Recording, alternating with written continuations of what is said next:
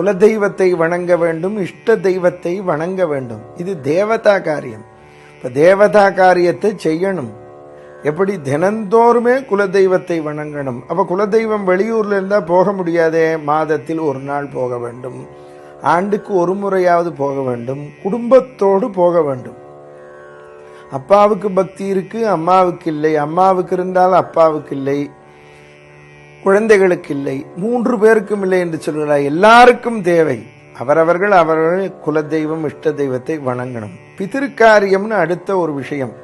பிதிர்காரியம் என்றால் முன்னோர்களுக்கு நாம் செய்ய வேண்டிய கடன். நமது மதத்திலே நமக்கு ஒரு வருஷம் என்பது தேவர்களுக்கு ஒரு நாள், பிதர்களுக்கு ஒரு நாள்.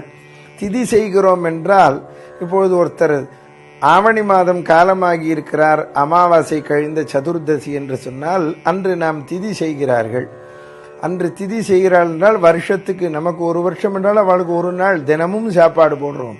அமாவாசை என்று தர்ப்பணம் செய்கிறோம் என்றால் இப்போ நாம் உயிரோடு இருக்கிற போது காப்பி டீ குடிக்கிறோமே, அதுபோல் இந்த எள்ளுக்கு அவ்வளவு மகத்துவம். எள்ளிலேயும் விஷ்ணு தான் இருக்கிறார். அதனால்தான் வழிபாடு செய்கிறோம். எள் குறைவாக இருக்கணும், தீர்த்தம் விடும்பொழுது ஜலம் நிறைய இருக்கணும். இந்த மந்திர சக்தி போய் இழுத்து கொண்டு போய் கொடுக்கும் அவர்களுக்கு அன்னத்தை. மந்திரோச்சாரணத்தில் போகிறது. முதலில் நமக்கு நம்பிக்கை வேண்டும் இந்த உலகத்திலே. அப்ப பிதாவுக்கு ஒருவன் கர்மா செய்கிறான், திதி செய்கிறான் என்றால் மாதாவை நம்புறான். இந்த உலகத்திலே நான் பிறப்பதற்கு காரணமாய் என் தாயின் வயிற்றில் யார் சுக்கலத்தை கொடுத்தானோ அவனுக்கு இந்த அன்னம் போய் சேரட்டும் என்று மந்திரம் சொல்லுகிறது. மாதாவைத்தான் நம்புகிறோம். என் மே மாதா பிரலுலோபசரதி. இந்த உலகத்திலே நான் பிறப்பதற்கு காரணமாய், அப்ப மாதாவைத்தான் நம்புறோம். அதுதான் விவேகானந்தர் சொன்னார், mother is god, father is faith. இதில் ஆண்கள் தான் செய்ய வேண்டும், பெண்கள் செய்யக்கூடாதா என்று கேட்கிறார்கள். கூடாது. மந்திரத்தை கற்றுக்கொள்ள கூடாது என்று சாஸ்திரம் சொல்லுகிறது. கூடாது என்று சொன்னதை முரண்பாடாக செய்வோம் என்று சொன்னால் அனர்த்தம் தான் வரும். பிரணவமே பெண்கள் சொல்ல இயலாது. கூடாது. ஆண் குழந்தை இல்லாதவர்களுக்கு யார் செய்வார்கள்? பெண் குழந்தையிடம் பிள்ளை வாங்கி செய்வார்கள். இல்ல பெண்ணுக்கு மகன் பிறந்தால் அந்த மகனுக்கு உரிமை உண்டு. ஆனால் ஒரு சமாச்சாரம், ஒருவருமே இல்லாமல் ஒருவன் போய்விடுவானே, ஆனால் யார் வேண்டுமானாலும் கர்மா செய்யலாம். அதுதான் இந்த மதம். அநாத பிரேத சம்ஸ்காரகா அஸ்வமேத பலம் லபேத்துன்னு இருக்கு. அநாதை ஆதரவில்லாதவனுக்கு யார் கர்மா செய்தாலும் சரி, அஸ்வமேத யாகம் செய்த பலன் ராமபெருமான் ஜட்டாயுக்கு செய்தார். ராவணன் கீழே விழுந்தவுடனே விபீஷணனை கூப்பிட்டு அவனுக்கு செய் என்றார். மாட்டேன் என்றார். நீ செய்யவில்லை என்றால் நான் செய்கிறேன் என்றார்.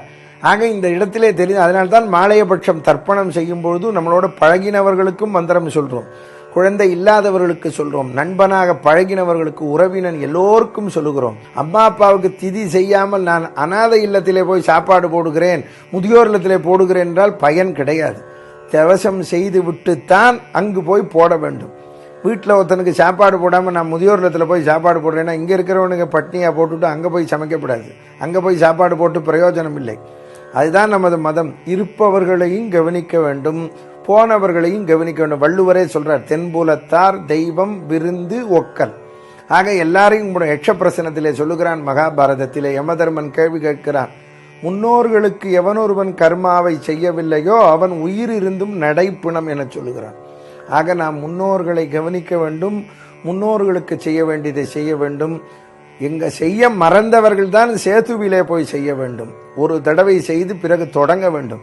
காசியிலே போய் செய்து விட்டால் திரும்ப செய்ய வேண்டாம் என்று கேட்கிறார்கள். அல்ல, காசியிலே போய் போட்டாலும் பிண்டம் போட்டாலும் தவசம் செய்ய வேண்டும். எப்பொழுது உடம்பு முடியாதவர்களுக்குத்தான் விதிவிலக்கு. ஒருத்தனுக்கு உடம்பு முடியல, வருமானம் இல்லை, வசதி இல்லை, அவன் தான் தர்ப்பணமா பண்ணலாம்னு இருக்கு. இப்படி நிறைய சொல்லுகிறார்கள்.